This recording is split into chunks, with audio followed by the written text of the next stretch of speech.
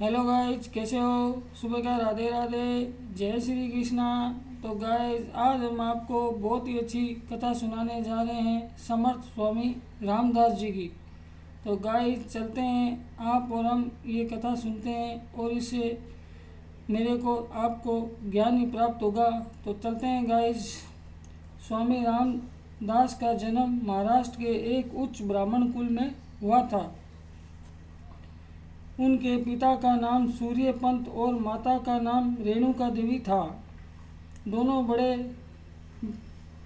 भगवत थे। साधु महात्माओं की सेवा करना वे अपना कर्तव्य समझते थे।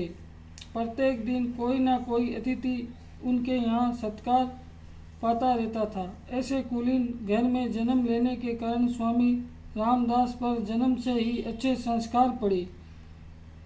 ये भी बचपन से ही माता पिता की भांति अपना समय भगवान के पाठ पूजा में अधिक बिताते थे। स्वामी रामदास जी का नाम बचपन में नारायण था। जब इन्होंने संन्यास ले लिया तब इनका नाम रामदास हुआ। जब बालक नारायण कुछ योग्य हुए तब माता पिता ने इनका विवाह एक कुलीन वंश की कन्या के साथ करना निश्चित किया।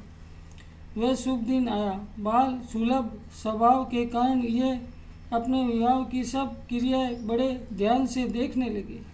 कुल पुरोहित ने जैसे ही विवाह मंडल में कहा, शुभ मंगल, सावधान सावधान, तैसे ही ये मंडप से भाग निकले।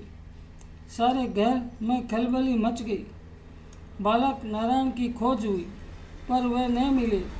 वह पंचवटी में गोदावरी और नंदिनी नदी के संगम पर एक गुफा में राम भजन के लिए डट गए। वहाँ रहकर इन्होंने 12 वर्ष तक डटकर घोर तपस्या की। भगवान ने स्वयं आकर इन्हें दर्शन दिए। ऐसा कहा जाता है कि भगवान श्री राम के दर्शन पाते ही इनका नाम बदल गया और अब बालक नारायण समर्थ स्वामी रामदास कहलाने लगे। अपनी तपस्या पूर्ण करके स्वामी रामदास तीर्थ यात्रा को निकल पड़े। बद्रीनाथ से रामेश्वर तक की यात्रा इन्होंने की। संपूर्ण देश की सामाजिक, राजनीतिक और धार्मिक दशाओं को देखा समझा। स्वामी रामदास के समय में देश की बहुत बुरी दशा थी। मुसलमान शासक हिंदुओं पर घोर अत्याचार कर रहे थे। हिंदुओं में फूट थी। कई प्रकार की कुरीतियां समाज में जड़ जमाए बैठी थी। अंधविश्वास जोर था। स्वामी रामदास परोपकारी संत थे। उनसे ये सब देखा न गया और वे देश की दशा सुधारने के लिए उपाय खोजने लगे। स्वामी रामदास महाराष्ट्र के माहुलीना नामक स्थान में अपनी कुटी बना ली। दूर दूर के साधु संत उनके पास आने लगे। ज्ञान चर्चा प्रतिदिन होने लगी। एक दिन सितारे के प्रतापी राजा शिवाजी इनके दर्शन के लिए आए। स्वामी जी रामदास के दर्शन से उन पर बड़ा प्रभाव पड़ा। राजा शिवाजी समर्थ स्वामी रामदास के भक्त बन गए। स्वामी रामदास स्वतंत्र महात्मा थे। उन्हें किसी का डर नहीं था। एक दिन सितारे के राजद्वार पर जा पहुँचे और जोर से आवाज़ लगाई, जय जय श्री रघुवीर समर्थ।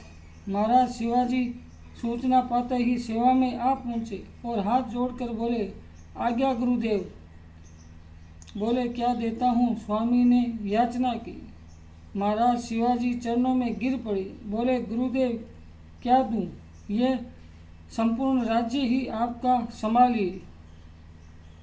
स्वामी रामदास हंसे, शिवा, साधु इस राज्य का क्या करेगा?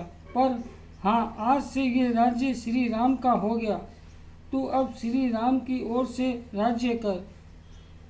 सारी प्रजा सुखी रहे, यही मैं तुझसे चाहता हूँ।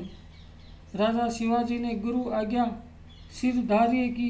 राज्य का राष्ट्र ध्वज साधु की कृपा से गैरिक हो गया। शिवाजी ने बड़ी योग्यता से राज्य संचालन किया। उस कुशल राज्य संचालन को हम आज भी याद करते हैं।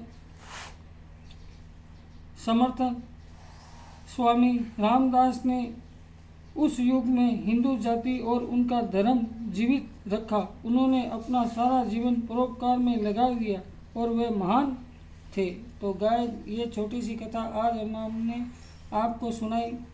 इस कथा से हमें यही ज्ञान प्राप्त होता है कि हमें भगवान की भक्ति करनी चाहिए। भगवान की भक्ति में ही बहुत बड़ी शक्ति है।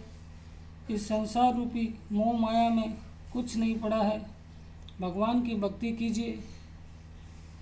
जय श्री कृष्णा, राधे राधे। आज के लिए इतना ही गाइस।